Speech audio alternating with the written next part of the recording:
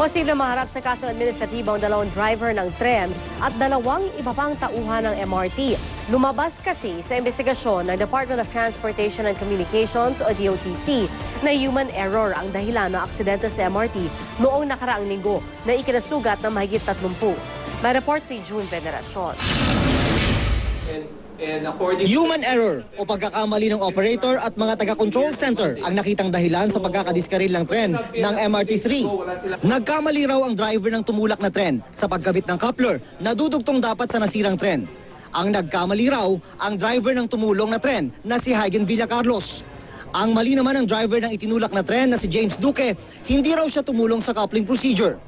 Nagpakita ng simulation video ang DOTC ng coupling ng dalawang tren na nasangkot sa aksidente bilang bahagi ng investigasyon. Maayos naman daw itong naglock. What he did extra, which is not part of the procedure, was to crank. Crank niya after naibangga at nag-engage. Based on the procedure, once you have engaged, do not touch the coupling mechanism. Because the cranking procedure could actually decouple the coupling mechanism.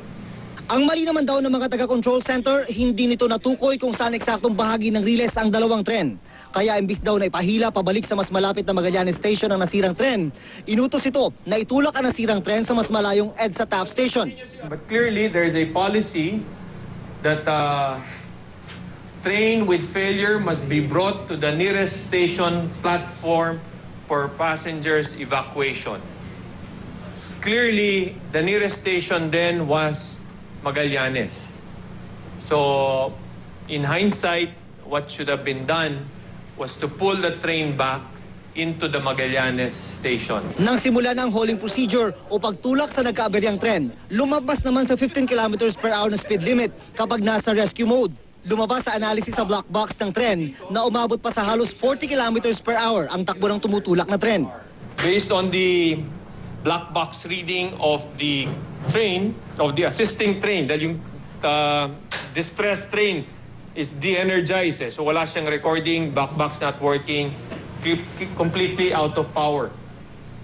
He actually went over the design speed or the procedural speed of 15. Dahil human error ang dahilan ng aksidente, kasama sa rekomendasyon ng DOTC, ang sampahan ng kasong administratibo ang dalawang driver ng tren na sina James Duque at Hygen Villacarlos at si Joey Jokno na nasa control center at isa pa niyang kasama.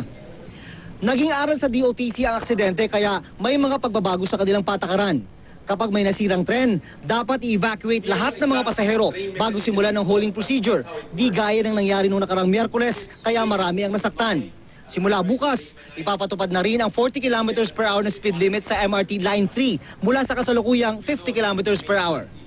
Clearly, we are setting 40 km per hour sa MRT 3. Ipapantay na namin siya sa LRT 1. No, kasi nung pinatawag namin yung maintenance provider, all the stress in the system, the condition of the rails could be contributory to the glitches that we have every day.